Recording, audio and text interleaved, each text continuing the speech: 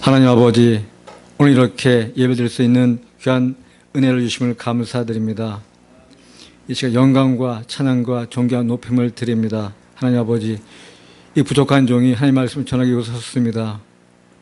말씀을 잘 전할 수 있도록 오직 성령으로 충만케 해주시옵소서. 주님께서 친히 저희 심령과 입술을 장하여 주시옵소서. 예수 명으로 기도함나이다. 아멘. 요즘 우리가 멘토라는 말을 많이 사용합니다. 사전적으로는 스승 교사라는 뜻이지만은 실제적으로는 일반적으로는 우리가 닮고 싶은 사람, 자기가 되고 싶은 사람의 모델, 전형, 모범 이런 뜻으로 사용되고 있습니다. 우리의 멘토는 예수 그리스도이십니다. 예수님 우리의 영원한 스승이시며 멘토이십니다. 예수님도 공생 기간 중 제자를 양육하셨고 그 제자를 통해서 전 세계에 복음이 전파되었습니다. 예수님은 우리가 진정한 제자가 되는 것에 관심이 많으시고 실제로 예수님은 성경 곳곳에 제자가 되는 것에 대해서 말씀해 놓으셨습니다. 오늘은 우리가 예수님의 제자가 되려면 이런 제목으로 말씀과 은혜를 나누고자 합니다. 마태복음 10장 24절 누구든지 나를 따라오려거든 자기를 부인하고 자기 십자가 지고 나를 따르라. 나를 따라오려거든 옛날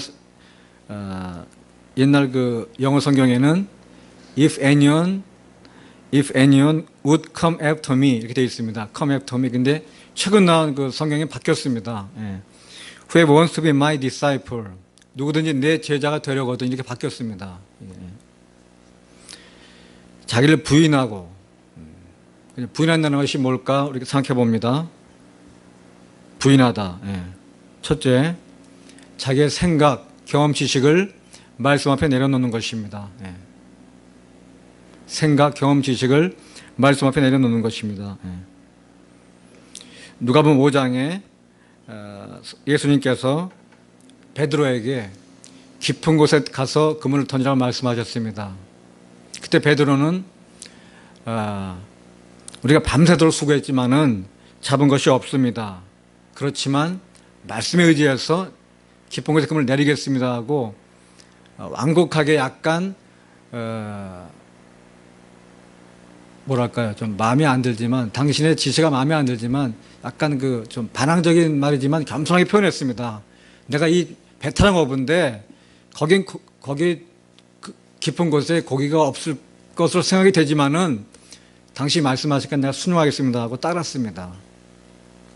그랬더니 그물이 찔릴 정도로 고기가 잡혔습니다. 자기의 생각, 경험, 지식을 내려놓았습니다. 요한복음 21장에 배 오른편에 그물을 던져 말씀하셨습니다. 왼편이 아니고 오른편이라고 말씀하셨습니다. 반항적인 베드로가 왜 하필 오른쪽입니까? 왼편에 던지면 안 됩니까? 그렇지만 오른편에 던졌을 때 들 수 없을 정도로 고기가 잡혔습니다. 우리가 이 두 가지 사건에서 보면은 순종할 때 하나님께서는 찢어질 정도로 들 수 없을 정도로 우리에게 복을 주신다는 얘기입니다. 순종할 때. 그래서 부인한다는 것은 첫째, 자기의 생각, 경험, 지식을 말씀 앞에 내려놓는 것입니다. 두 번째는 가치관이 바뀌는 것입니다. 인본주의가 신본주의로 바뀌는 것입니다. 세 번째, 인생의 주인이 바뀌는 것입니다. 내가에서 주로 바뀌는 것입니다. 주여로 바뀌는 것입니다. 인생의 주인이 내가 아니고 주님으로 바뀌는 것을 의미합니다. 그리고 자기가 죄인이라는 것을 깨닫는 것입니다. 의인이 아니고 죄인이라는 것을 깨닫는 것입니다. 그리고 육의 사람이 영의 사람으로 바뀌는 것입니다. 영의 사람이라는 것은 말씀대로 사는 사람입니다. 환상을 봤다, 계시를 봤다, 그런 것도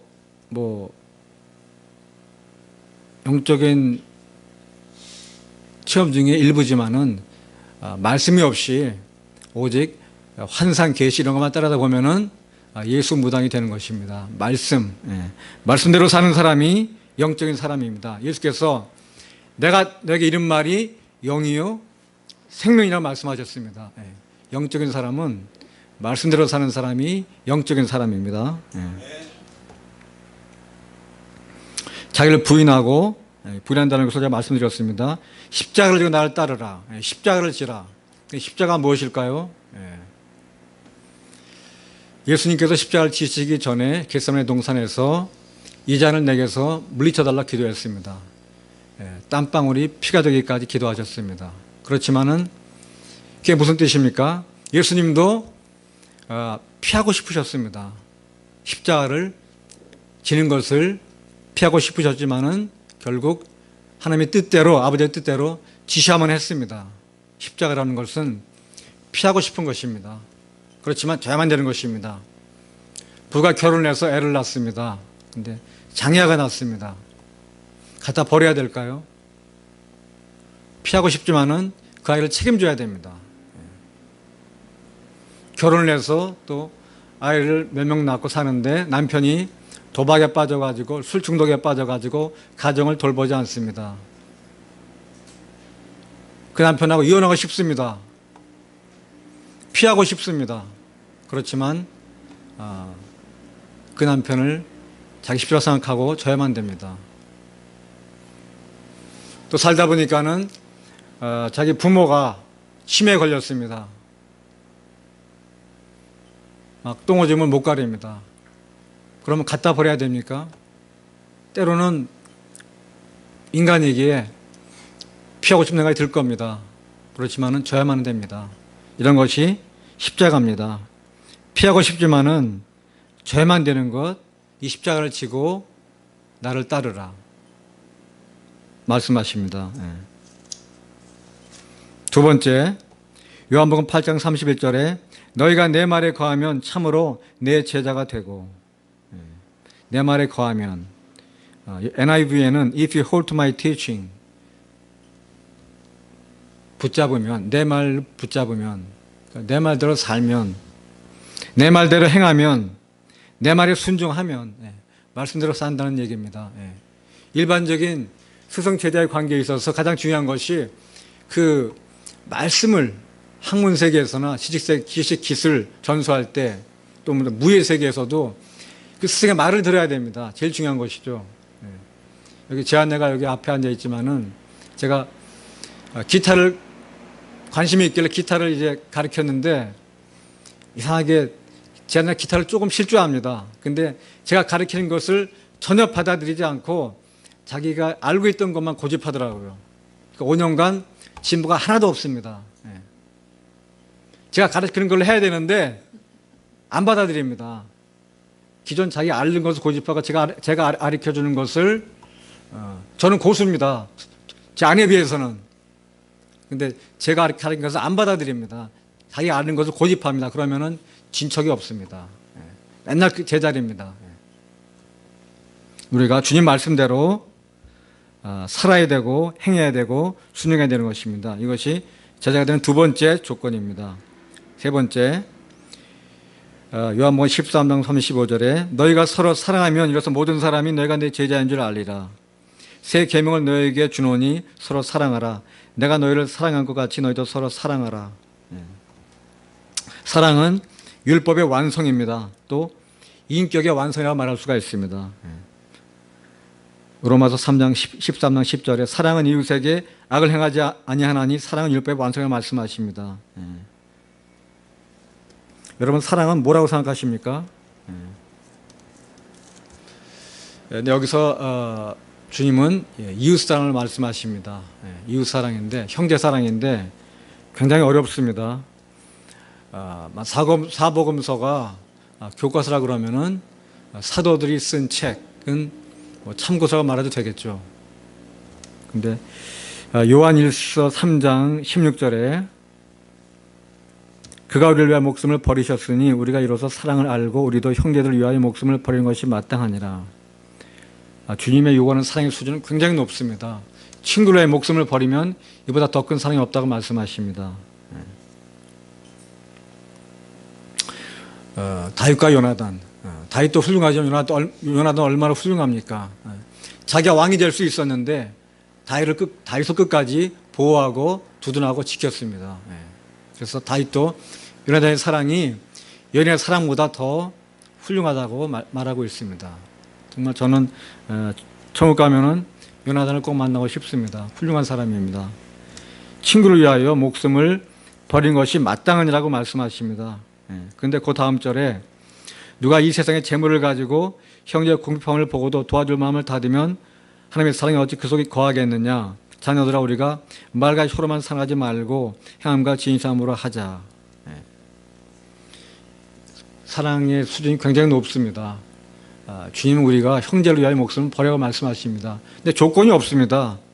주님께서 우리를 위하여 목숨을 버리셨으니 너희들도 제자인 너희들도 목숨을 버리라고 말씀하십니다. 그런데 우리가 하나밖에 없는 목숨 쉽게 버릴 수가 있습니까? 여러분 사랑할 때 사랑한다는 것은 내가 당신을 위해 죽을 수도 있다. 또 당신이 어려울 때는 내 재산을 나눠줄 수 있다는 그런 뜻입니다. 사랑한다는 말을 저는 쉽게 할 수가 없습니다.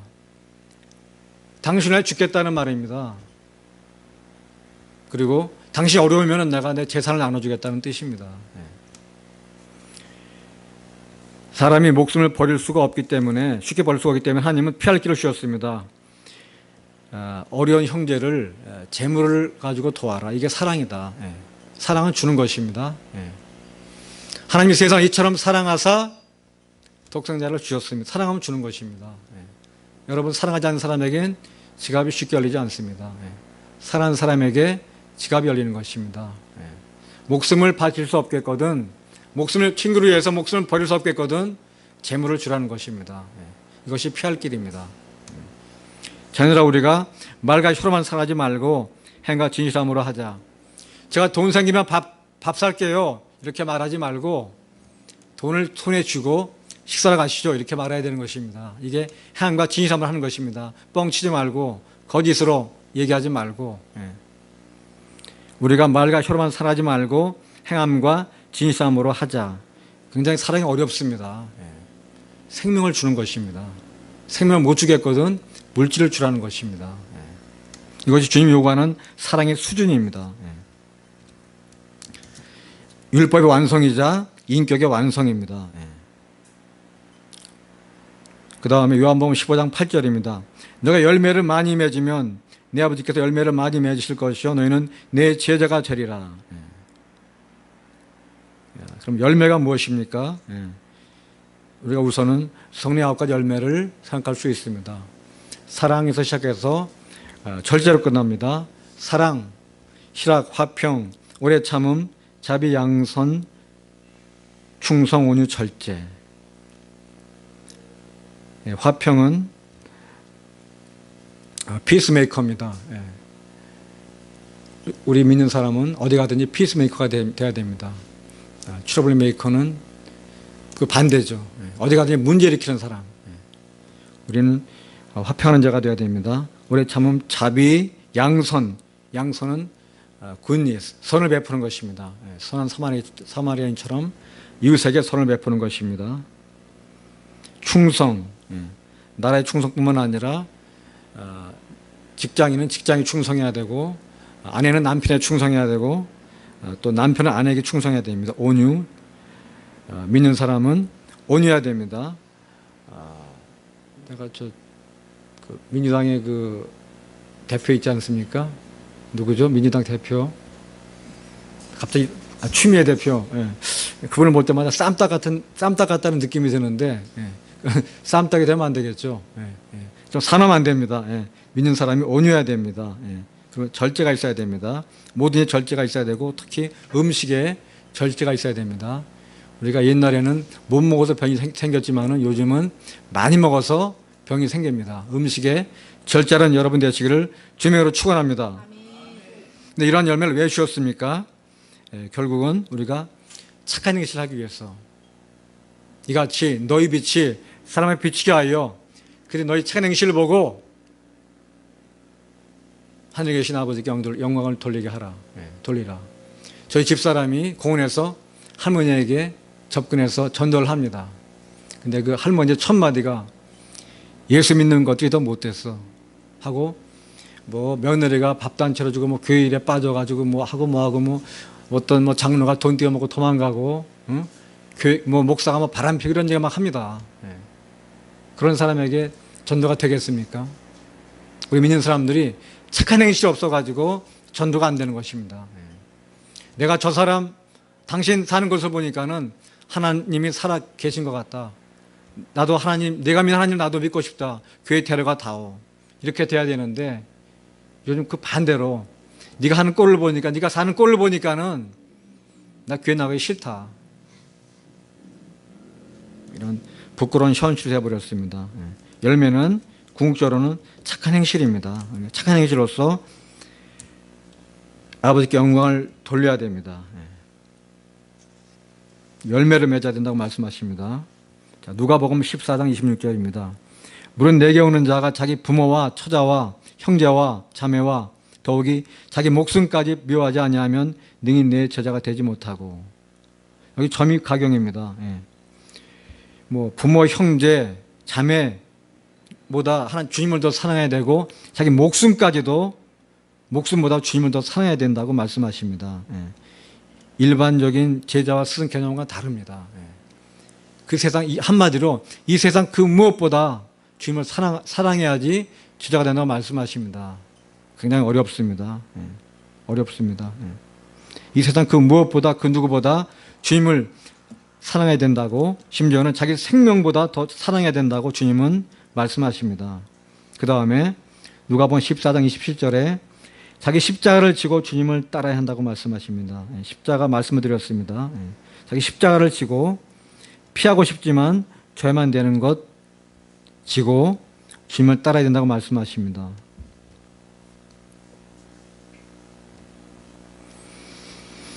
예, 그 다음에 누가복음 14장 33절입니다. 누구든지 자기의 모든 소유를 버리지 아니하면 능히 내 제자가 되지 못하리라. 예. 소유를 버리라고 말씀하십니다. 예. 예. 마땅히다 버리라는 뜻일까요? 영어 성경에는 NIV에는 give up이라고 표현되어 있습니다. 포기하다. 예.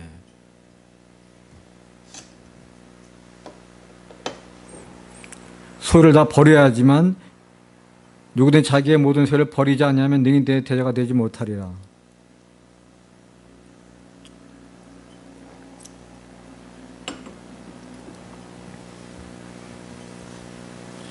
만약에 여러분에게 100억이 생긴다면 무엇을 하시겠습니까? 라고 묻는다면 여기 대답할 분 계실까요?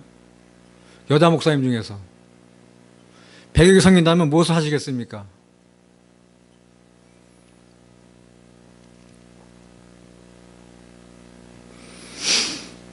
제가 아는 어떤 목사님, 여자 목사님 이렇게 말씀하셨습니다. 뭐 그런 걸, 그렇게 쉬운 걸 물어보십니까? 주님께 어떻게 써야 될지 물어보겠습니다. 이 돈이 제 돈이 아니기 때문에 주님께서 나한테 위임하신, 난 청직이기 때문에 주인한테 물어보면 당연하지 않습니까? 주님께 어떻게 써야 되는지 물어보겠습니다. 이게 답이라고 저는 생각합니다. 예. 청직의 삶을 살아야 된다고 생각합니다. 예. 주님의 뜻대로, 하나님의 뜻대로 물질을 쓰는 것입니다. 나의 쾌락과 정을 위해서 사용하지 않는 것입니다. 예. 그리고 온 마음을, 자기의 온 마음을 재물에 두지 않는 것입니다. 하나님과 대적할 수 있는 것은 이 세상에 돈밖에 없습니다. 너희가 하나님과 재물을 겸하여 섬기지 못하리라. 요즘 돈이 얼마나 위력이 있습니까? 저는 이렇게 생각합니다. 사람을 움직일 수 있는 것은 돈하고 사랑입니다. 돈으로 청부살인까지 하는 세상입니다. 돈을 주니까 사람까지 죽여줍니다. 근데 사람이 자기를 사랑하는 사람 말은 듣습니다. 사람을 움직이는 두 가지 중요한 동의는 사랑과 the power of love, the power of money입니다. 돈의 힘 무시할 수 없습니다. 사람까지 죽여주니까 얼마나 무섭습니까? 근데 이런 소유를 버리지 않냐면 제자 된다고 말씀하고 계십니다. 우리가 이런 재물에 대한 욕심, 탐욕을 버려야 되는 것입니다. 청직의 삶을 살아야 되는 것입니다. 하나님의 뜻대로 재물을 사용하는 것입니다. 나의 쾌락과 정을 위해서 재물을 사용하지 않고 또 온 마음을 재물에 두지 않는 것입니다. 이것이 우리가 주님의 참된 제자가 되는 길입니다. 제가 오늘 아침에 설교에 대해 생각하다가 마지막에 제가 이 말을 해야겠다고 생각이 들었습니다. 요즘 미투 운동, 이 한반도를 강타하고 있습니다. 서정검사에서 시작해가지고 고은시인, 이은택, 탤런트 조민기, 조재현, 오달수, 김기덕 감독, 그래서 안희정 충남 도지사에서 정점을 찍었습니다. 이 음란의 영이 한반도를 뒤덮고 있습니다. 이 악하고 음란한 세대라고밖에 말할 수가 없습니다. 제가 느끼는 것은 지도자가 되려면은 높은 도덕성과 윤리성이 필요하다고 생각합니다. 그냥 범부가 아니고 정치 지도자, 학계 지도자, 종교의 지도자, 종교계로 말할 것도 없겠죠. 높은 도덕성과 윤리성이 요구된다고 생각합니다. 제가 남북 정상회담의 그 보도를 접했는데 그것보다 더 충격적인 것이 안희정 지사의 그 성폭행 사건이었습니다. 그분이 평소에 어떤 이미지였습니까? 깨끗하고 정직한 이미지 아니었습니까? 근데 어쩌다 한 번이 아니고 지속적으로 폭행을 했습니다. 지속적으로. 이 권력형 성폭행의 전형이 누굽니까? 다윗입니다. 성경에 나와 있습니다. 수천 년 전에 다윗은 왕권을 이용해서 우리의 아내를 빼앗아서 겁탈했습니다. 그것이 오늘날에도 고은 시인도 문학의 대통령입니다. 권력을 이용해서 고은 시인의 그 행태는 정말 괴물이라고 표현했지만 짐승 수준입니다. 그 사람이 어떻게 그런 시를 썼는지 전차 이해하기 어렵습니다.